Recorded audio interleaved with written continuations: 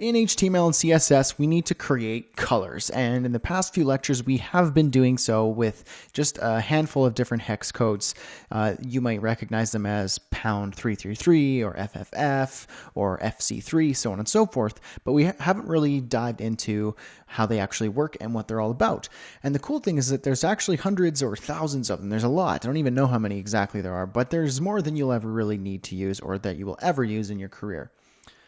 And this really cool website, w3schools.com, it's like the Bible for web design and web development. It kind of has everything that you kind of need to know. And this specific page is w3schools.com/html/html_color-values.asp, gives you everything you need to know about HTML color values. And just a quick little breakdown here. We've been using the 3-digit and the 6-digit hex codes, and I briefly explained that you can minimize them into 3 digits if the 6-digit allows so. So 6 Fs could just be FFF, or in this case, FF0000 can be F00, so on and so forth.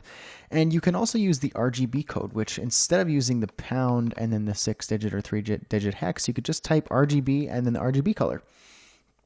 Down here, you could see the colors sorted by hex value, and if you wanted to grab the color, you just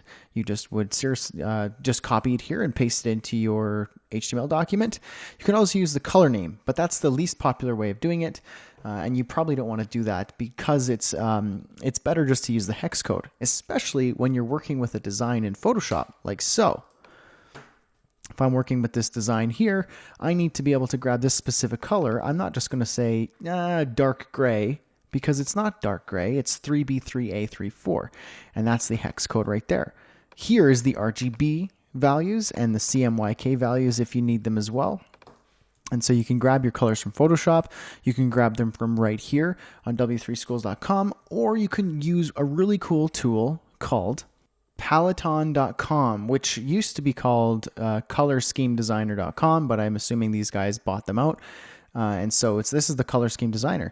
And you can use this to find out different colors for the web. So if you say you were choosing primary color and I want it to be this color, you could even just type in a very specific color like this. Let's say FFCC33.